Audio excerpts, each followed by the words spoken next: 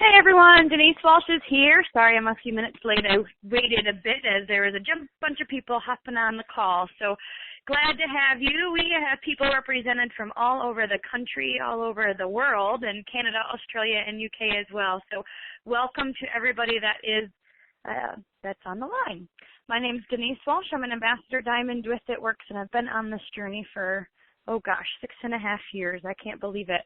And this series has been one of my favorites. It's really been all about roadblocks and how we as leaders and as team members and as entrepreneurs can overcome those roadblocks within ourselves to build the best team, to build the best legacy, and to really impact all of those around us. And so if you listened to last week's call on how to lose your best people, then you know that we talked a lot about the importance of investing in your teammates and showing them that you value, appreciate, and then respect the work that they're doing. If you don't want to lose your best people, then you need to treat them like the rare gems that they are, right? Well, today we're going to take this topic a little bit further because I want to talk about you and how, we know that in this business everybody is an entrepreneur and they're their own boss. But at the end of the day, you do have an impact on your teammates and the way that they build or don't build their business. So let's think about this. Do your teammates want to spend time with you? Do they want to hang out with you? Do they feel like it's a privilege? And if they do, then it's because they know that you're going to fill their bucket, that you're going to put fire back in their belly, that you're going to edify them and remind them why they're so special and perfect for this business. They're going to want to be around you because of how you make them feel. Think about some of the people you look up to, maybe within this business or in life, right? Some people that you value, that maybe have taught you a lot, mentors, so to speak. If you talk or meet with them, how do you leave feeling the conversation? Leaving the conversation, how do you feel? Typically, when we're around people that we look up to, that we respect, that we admire, one of the reasons why we respect and admire them is because we leave the conversation feeling inspired, energized, excited, like you're standing a little bit taller, like you feel like you were fed a little bit, that you became a better person just by being around this leader that you look up to. Or do you leave the conversation feeling a bit silly, discouraged, or worse off? Do you feel maybe dumber after you hang out with this person? Do they make you feel like you're not good enough or that you're not smart enough and that nobody really, do you feel like that after leaving a leader? Well, today we're going to talk about the difference between creating an environment where people feel valued, loved, supported, encouraged, and uplifted, where they feel like they come away better than before. And then we're also going to talk about creating an environment where people may feel more stressed, where they may feel inadequate sometimes, where they may feel like they're not good enough and maybe not important enough.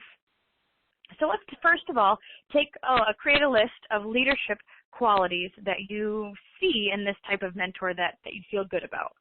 What are some of the leadership qualities that you see? And I want you to take a piece of paper out because we're all digging in and learning and growing, and so that means we got to take it seriously. Take a piece of paper out, and I want you to write down some of these qualities. And think, this is one of those times you say, don't think, just write. Like, what are the qualities that you think of in a leader? Maybe they've always got something positive to say. They've got excitement and passion in their voice. Oh, that's interesting. You're excited to talk with them because of the passion that they exude. They're not a Debbie Downer. They're not an Eeyore type person, but they're focused on the future and what's going right and what's going well. Maybe they've got charisma. They're positive. They just kind of have that it factor where people just want to hang around them. And why do they have that it factor? Because they're exuding that passion and that positive attitude. They're a problem solver. Think about that. We're always kind of in life, life throws things at us and we have the ability to problem solve through it and decide how we're going to handle each and every dilemma that comes our way. And leaders are good problem solvers. They get along with people. Maybe they are they're courageous. They have courage. They are somebody that takes a little bit of risk. Maybe when someone might not say something or might hold back, a leader says what they need to say and does what they need to do. They've got intentional focus. When I think of a leader, I think of somebody that knows what they want, and they are going to get it, yet are teachable at the same time. Maybe the leader that you respect is somebody that's disciplined, but yet also is a servant to others. Do they know how to handle problems and make you feel calm when the issue arises, or do they feed in to that frenzy or drama or chaos? Do they communicate well to make themselves available? Are they forward thinkers, visionaries? Do they remind people of their individual talents and skills? What about being a good listener? How about that? When you're around the leader that is filling you up or that is making you feel better just being in their presence, my guess is that most of the time they're just listening. And you can become the leader you ought to be on the inside. You will be able to become the person you want to be on the inside. People will want to follow you, and when that happens, you'll be able to tackle anything in this world. So when you think of some leadership characteristics, I think a lot of us probably have a lot of those qualities already. So you've got your list. I want you to kind of take a little star and asterisk by the things and qualities that you already have. I bet most of you are already well on your way to being a leader and having that confidence within inside of you. I think sometimes we don't see these qualities as being something that is worth value. Sometimes we don't value the simple qualities that we have of being an honest, trustworthy, teachable, responsible, disciplined person. Sometimes we don't see those things as being necessary, but you know what? They're on this leadership list. So if you have those personal qualities, then I want you to highlight them and own the fact that you already are a multiplier. You already are a leader in your own right. But let's take a look. When you're around a multiplier type leader, you feel smarter. You come away feeling able, competent. You help them find their strengths, and you get to use your gifts. Meaning that not only do you feel like you're being heard, but you also feel like your gifts and talents are being used. So maybe you're really good at products. Well, you are often asked to help talk about products. Or maybe you're really good on the comp plan, or you're really good at greeting, and your gifts and skills are being used in a way that edifies you. The difference between a multiplier and a diminisher are two things. Number one, the multiplier creates an environment where there's internal pressure, maybe a challenge, makes you move forward. Whereas the diminisher creates an environment where maybe it's filled with stress. So you kind of see the difference between pressure versus stress. In a multiplier environment, the multiplier, the person has control. You feel this internal drive to succeed and to excel and to participate. Whereas in a diminisher environment, you have this stress that's kind of pushing you. Maybe it's an outside force that you're doing something, or you have to complete this task when you really don't want to.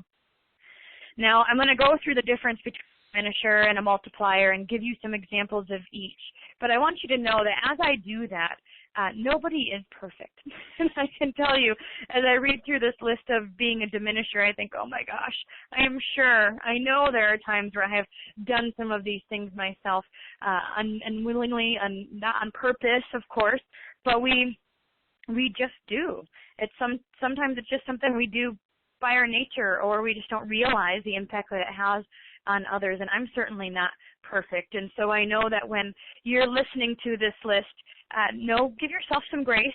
It's okay. We're all learning. We're all growing. But I do think that when your team trusts you, when the people around you know your heart, then they trust you. Then when you do make a mistake or fall into this diminisher category, then they'll be willing to lend you grace as well.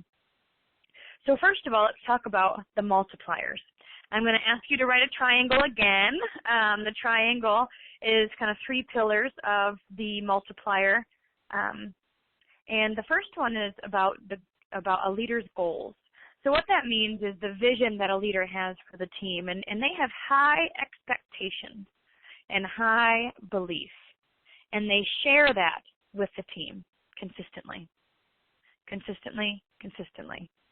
The high expectations are about the leaders on the team, the new distributors on the team. The high expectations are about the people around them that they're working with. They expect that things that they will do well. They just have that high belief.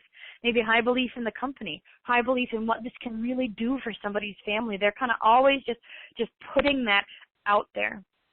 And a leader's goal is to put other people on stage. I actually heard Pam talk about this a few years ago, and it's always stuck in the back of my head. When you are new in this business, often you sit in the back. That's just, you're kind of walking in, not quite sure where to go, what to do, you're sitting in the back. As you sign up and you start growing in confidence and your team starts growing, all of a sudden you start sitting closer and closer and closer to the front of the room. Then all of a sudden you find yourself on stage. You're sharing your story. You're sharing your testimony. You are giving back. You are giving tips. You are the one leading and paving the way. And then pretty soon, you put your team on stage. All of a sudden, it's your teammates that are talking about comp plan, that are talking about your why, that are teaching, training, leading. And guess where you are? You're in the back of the room again. And pretty soon, you're out on the beach. And I think that's true. A leader's goal in this business is not to be the end-all of be the expert. The goal is to transfer that to others and help put others on stage, help identify what they are good at, and go from there. The multiplier, what you find when you have these expectations with people is that they rise up to meet them. It's kind of like, and I know I've used this example before, but saying thank you to all the, kids that raised their hand. Everybody wants to raise their hand then, right? When you set that expectation up of what you expect within your team or what you expect with new distributors or what the case may be, most people will rise up to meet those expectations because they feel encouraged, empowered, challenged. They feel like they've been given a gift. They feel loyal. They're asking questions. They're confident. They start to believe that themselves. So our job is to give people a chance to show those gifts and skills out on stage and have a voice within the team. The second pillar of a multiplier is some personal assumptions that the leader makes. And you may be surprised by how important this actually is. Think about the way you view some of your teammates. What are some thoughts that run through your mind when one of your distributors calls, or a leader calls, or maybe your upline calls, or somebody calls? Do you assume that your team is smart, capable, that they have things to offer? Multipliers view the intelligence of they see their team as capable, fun, partners in this business. They collaborate with the team and consult with the team rather than being more of a dictator of sorts. Multipliers believe that all are smart and will figure it out. There's this, I believe in you, but I also believe in your skill. I believe in your intelligence, your aptitude, your vision. I believe in you that you communicate. I trust you. All of those things happen within a multiplier environment. Now, the opposite, of course, is the diminisher environment. And you can see the difference. If you're talking to somebody that thinks you're smart, capable, and have things to offer, they're going to be asking you different questions.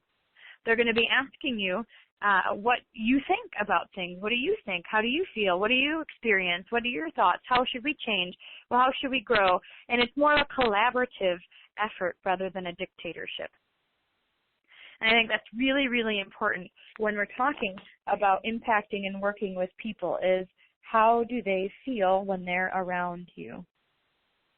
And does the diminisher bring the best out of people, or are they often squashing the talent that is naturally surrounding them?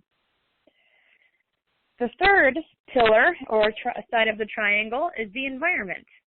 This is kind of interesting. So the goal with this is to create an environment that is comfortable, yet intense, smart, and capable. So it's comfortable, but yet there's urgency, there's pressure, there's intensity. You don't take no for an answer. It helps to push people outside their comfort zone. As soon as you feel comfortable, then you know you need to be pushed. And so the multiplier type environment allows you to feel comfortable where you can speak your mind. You've got a place, you have a voice, but you also feel that intense, urgent pressure to grow and change and push to that next level. It's kind of like telling, the urgency I think of is the last week of the month, a diamond deciding I've got 2,000 BV left to go. Do I push for it or do I not? And in a multiplier environment, we say absolutely. It's intense, it's urgent, it's pressure, but it's coming from that why, that fire in your belly that's inside of you that makes you want to get to that next level. The environment within a multiplier environment is a place where you create space. And I think there's a whole lot of listening going on. And again, you know that this certainly is the more and more people you sign up, the less and less time you have. But of course, the goal is that when you are investing and talking with somebody, that you're giving them your whole presence, that you're listening and engaged with what's going on. And that again is another check mark by somebody who feels heard, listened to, and appreciated when they leave that conversation. 2 questions that you can ask in order to help create this type of environment is, what's your next challenge? What's your next stretch assignment? What's something that you're going to do to grow yourself over the next 3 months? And then what's getting in the way?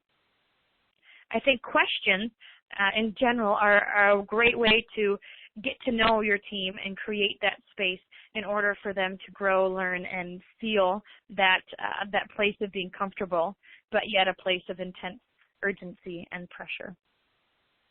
Multipliers ask for feedback. They let people have a voice. They are creating space. They have high expectations. They're hard but fun. Isn't that interesting? Think about some of the teachers you had in school. The ones that people liked typically were a bit strict. Usually the ones that were kind of let you do whatever were the ones that didn't get as much respect. But the ones that were a bit strict but yet had high belief, high confidence, and high passion were the ones that really got the respect earned from the students. Multipliers are hard. They have high expectations. They expect the best, but yet they're fun to be around. So let's talk about diminishers for a minute. Diminishers are kind of like the emperor builder. They're maybe the know-it-all. They're more selfish in a sense, and so the question isn't, how can I help you, or what can you do to better yourself? The question is how did I help you, right? How did I impact you, rather than how can I impact you? And so a diminisher is really self-focused. Their goal is to be on stage and to keep others away. So if they see people coming into that space of getting the limelight or experiencing success, then they may actually push them down because they're so their self-confidence is low, where they feel like they need to be the one at the top.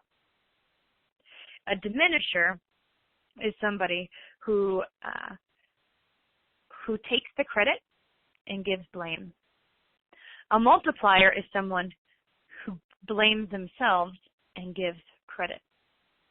And you'll hear this over and over and over and over again. When things are messed up in the system, or they're messed up in the team call, or whatever the case may be, do you accept the blame, or do you pass it on to somebody else? A diminisher passes the blame and accepts the acceptance. A multiplier accepts the blame and gives praise to others. There's there may be some people you're thinking about now that you've worked with before that have that diminisher type attitude where they're the best and they're not really teachable, they're not really wanting to learn and things like that. But there's also some ideas that we have in terms of how to a diminisher that may be a bit on the gray line, where you feel like you're doing a good thing, but yet it ends up suffocating and stomping on people in an unexpected way. I'm going to go through some of these right now. Some of you may be the idea guy. Think about this. You think that your ideas will spark other ideas, and so you're constantly going, what about this? Let's try this. Let's go here. Let's do that. Let's sing. Let's do parties. Let's go here. And you're kind of all over the place, and every single time somebody talks to you, there's a new idea. Well, that can be good, of course, but if taken to the other extreme, it could mean a few things. Number one, people might not feel like they can keep up with you. They might not feel like they their mind's spinning as they have a conversation with you because you're spewing out all of these ideas but not really creating a clear plan. And so the idea guy, although it sounds like it could be a positive trait, actually could be diminishing the people around you because they feel confused when they leave, or maybe they feel they don't really have a clear direction. They don't really know what to do next. They feel a little bit like their head is spinning. The next one that's interesting is this. It's called the always on diminisher. This one where you feel like your energy is contagious. This person is always on. And I think that, unfortunately, the person that's always on can often make people feel not good enough because they're not always on. They're not always perfect. They're not always have the Energizer Bunny, etc. And so people can start to not take this person as seriously and maybe start to tune them out because they don't feel like they can relate to this person as well. Maybe they feel like, oh, you're just at a different level than me, and I could never be like that, nor do I really want to, right? The third diminisher is actually called the rescuer. This is the fix-it type person. This is the person that says, let me help you. Let me fix it for you. Let me do it for you. And what happens with this, and the reason why this is a diminisher is because people aren't learning the process, and their confidence isn't growing along the way. If you do everything, right, then your new distributors are not going to learn the skill sets that they need to learn in order to continue to grow. And so this rescuer ends up being a diminisher in disguise. The next one is called the pace setter, thinking they will follow. What happens at the pace setter reminds me of kind of the always on type person is that we're running, and we're expecting others to come. Instead of bringing them with us or asking questions or engaging them in the process, we're just running. But what happens is that we end up creating spectators rather than followers, rather than people that are on the journey with us. They might be watching us going, oh man, that sounds crazy. But they're not necessarily in it because they don't have that community support.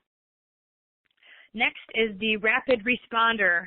This is on the same lines of the rescuer, where maybe you respond so quickly that people's habit becomes coming to you. Their habit becomes coming to you, or they have a question about anything as simple as what is the website or what is the phone number for customer service, and instead of looking it up themselves or looking in the e-suite or wherever the resources are, they come to you because you have the answer. Or maybe you're a rapid responder on the team page, and people have gotten used to you responding about everything. And so they wait. They just kind of think, oh, they've got it. This person's got it. I don't need to help. I don't need to be a part of this conversation. I don't need to participate. The rapid responder can end up diminishing others because they're always on top of it, and others don't have a chance to help out. The next diminisher in disguise is actually called the optimist. This may be a surprise, but it's the idea that we got this and kind of glossing over any struggle. There is certainly a balance of being positive and goal-focused and forward-thinking and have that vision, but also being able to stop to say, you know what, this is hard. This is tricky. This is no fun right now, and acknowledge the frustrations that people are having. And I think when a leader stops to do that and validates the frustrations and then is able to move forward into more problem-solving thinking. You have somebody that you feel like you can relate to. The optimist glosses over the struggle and doesn't really even acknowledge that it's there. You know, I think that all of us have a goal to be the best leader that we can, and I think we all want to help create an environment, yet we're all human, and that's all right. You're allowed, and your people are too, and so we want to give them grace as we continue to learn and pray that they give us grace as well. But for some easy things that you can do tomorrow to become more of a multiplier leader is just to think about your hellos and your goodbyes. When you answer the phone, how do you answer? When you say goodbye to somebody, how do you say goodbye? I know when I was in Australia, I was driving around with some of the Aussie team, and they, one of the girls would answer the phone and say, "Why, hello, superstar distributor," "Why, hello, Miss," "Hello, princess," I don't know. She'd answer the phone with such upbeat tone. I'd want to call her back. Or to answer the phone like this. "Hello, hey, what's up? How can I help you? Go ahead. Okay, bye." Do they feel like they're interrupting something? Do they feel like they can't call you back? What are the warm and fuzzies that you're getting over the phone with just the way that you say hello and goodbye? And I think when you are intentional about those two things, then the environment that you're creating will get stronger and stronger and stronger. The book that I'm reading that goes over all of these things in detail is called Multipliers by Liz Wiseman. Multipliers by Liz Wiseman. It's something that I've asked my double diamonds and above to get, and we're going to do a book club and talk about the different chapters within the book and how we can continue to grow and make everybody feel smarter all around us. The other book that I used within this topic is the 21 Indispensable Qualities of a Leader, Becoming the Person Others Will Want to Follow by John C. Maxwell. That is one of my favorite books, and I think that's something that you could even read each and every year, as there's just so much information found within it. I'm going to end today by reading one of my favorite I Declare. This is a new one. Now I'll post it on Facebook right after, but I think it's really important that we focus on this within our team. I declare I will use my words to bless people. I will speak favor and victory over my family, friends, and loved ones. I will help call out their seeds of greatness by telling them, "I am proud of you. I love you. You are amazing. You are talented. You are beautiful. You will do great things in life." This is my declaration. And as you continue to work with your new distributors, you continue to raise up leaders and work within your team, I pray that you see them as being smart, that you see them as being capable, that you see them as having things to offer. And I guarantee you that will shine and people will want to continue to follow you. Have an awesome night, guys. Thanks for being a part. Next week, we're going to talk about expectations or excitement versus excuses. Excitement versus excuses. So have an awesome night. Thanks for being a part, and we'll see you next week.